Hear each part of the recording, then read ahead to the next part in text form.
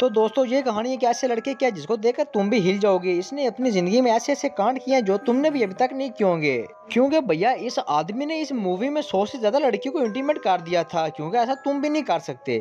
बस यही वजह थी कि हर लड़की इसको रिश्ते वाली मासी समझकर जुल्ले दे दिया करती थी। मूवी स्टार्ट होती तो कुछ बच्चे बोतल वाली गेम खेल रहे थे जो कि हमने भी खेली थी, शायद आपने ये ना खेली हो। ये यहाँ पर बोतल घुमाते हैं, ये बोतल जिसके पे रुकती है ये वो उसके साथ में एक लड़के को लेकर रूम में चले जाते हैं। लेकिन ऐसी गेम भैया मैंने नहीं खेली थी, अगर मैं खेलता तो मजे आ जाते। तभी बोतल एक मोटे से लड़के पर रुक जाती है और वो अपने से 10 गुना पतली लड़की को बोलता है आजा मेरा रानी आजा 10 मिनट के लिए बस। वो दोनों कमरे में चले जाते हैं। इसके बाद में पप्पू की बारी आती है और उसकी तरफ बोतल एक काली जादूगरनी के ऊपर जाकर रुकती है। वो जादूगरनी इसको अपने साथ ले जाती है और कपड़े उतारने के लिए बोलती है, लेकिन हमारा पप्पू तो भैया इधर डर ही जाता है। लेकिन पप्पू मना कर देता है और बाहर बैठे मोटे लड़के को यही लगता है कि लो अभी पप्पू की तो आज मौज है। तभी जादूगरनी पप्पू को लात मारकर बाहर गिरा देती है, जिसे देखकर सारे बच्चे डर जाते हैं और आते ही पप्पू को शराब दे देती है कि तुम जिसके साथ भी पलंग तोड़ोगे वो तुम्हें छोड़कर चली जाएगी। और इतना ही नहीं, वो जाते हुए पप्पू के बाल नोचती है और वहाँ से फरार हो जाती है, जिससे पप्पू को बहुत ही दुख होता है और बेचारा बहुत तकलीफ में रहता है। अब अगले सीन में हम पप्पू और जप्पू को देखते हैं जो कि बड़े हो गए थे और जप्पू वही था जो कि मजे ले रहा था। अब ये अपने क्लिनिक में जाते हैं क्योंकि ये दांतों के डॉक्टर बन चुके थे, यानी कि डेंटिस्ट बन चुके थे। तभी पप्पू और जप्पू एक शादी में जाते हैं, वहाँ पर दुल्हन इसको थैंक यू बोलती है और वहाँ देखते ही पप्पू को एक लड़की बहुत ही पसंद आती है। वो उसके ऊपर फ्लैट हो जाता है और बातों ही बातों में उससे पप्पू की पैंट के ऊपर एक मोमबत्ती गिर जाती है, जिससे पप्पू की पैंट खराब हो जाती है। अब अगले सीन में पप्पू अपने क्लिनिक में जाता है, लेकिन वहाँ तो भैया लड़कियों का भंडार लगा हुआ था। वो बहुत ही हैरान होता है और अपने घर में चला जाता है और घर में भी वो देखता है कि लड़कियों का भंडार है, क्या मस्त मजे हैं भाई। अगले सीन में हम कैम को देखते हैं। कैम वही लड़की थी जिसने पप्पू की पैंट के ऊपर मोमबत्ती गिरा दी थी। ये इधर पेंगुइन को खाना खिलाने का काम करती थी। तभी एक पेंगुइन इसकी टांगों में आकर लगती है और इसको नीचे गिरा देती है, जिससे इसका दांत टूट जाता है। और यहाँ पर पप्पू एक लड़की के साथ में मजे ले रहा होता है और वो लड़की से कहती है कि तुम जिसके साथ में इंटीमेट होते हैं उसकी शादी हो जाती है। और दरअसल ये वही सीन था कि इसे जो लड़की शादी की रात में थैंक यू बोल रही थी, इसे भी पप्पू पेल चुका था, जिसकी वजह से इस लड़की की शादी हो गई थी और इसी वजह से पप्पू के क्लिनिक में मौज लगी हुई थी। वाह क्या मजे हैं भाई।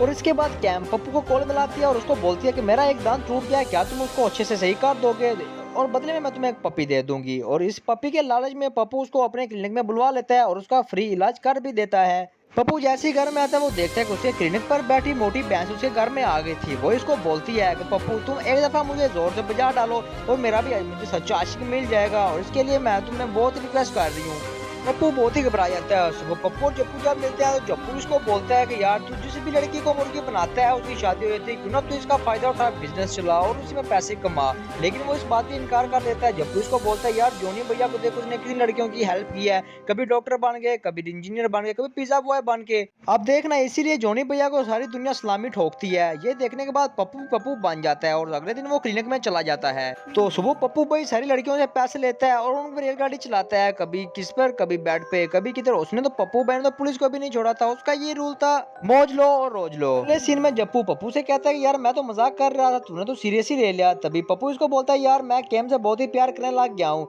मेरे पीछे एक मोटी भैंस लगी हुई है, तू उसको खुश कर दे, मैं ये तेरा एहसान कभी भी नहीं भूलूंगा, देख ले मेरा दोस्त नहीं है तू। क्योंकि वो नहीं चाहता था कि इसकी वजह से वो कैम से दूर हो जाए। उसी रात में वो कैम से मिलने के लिए चला जाता है और वो उसके ऑफिस में बहुत से फूलों का भंडार लगा देता है और उसके सामने पेंगुइन बज के डांस करने लग जाता है ताकि वो एंटरटेनमेंट हो सके। लेकिन कैम पप्पू के गिफ्ट से बहुत ही डर जाती है और वो उसको ठेंगा दिखाती है और वहां से चली जाती है। अगले दिन कैम अपने किसी दोस्त के साथ में जा रही थी। पप्पू इसको देखकर बहुत ही इग्नोर मारता है और इसको जाकर मारने लग जाता है।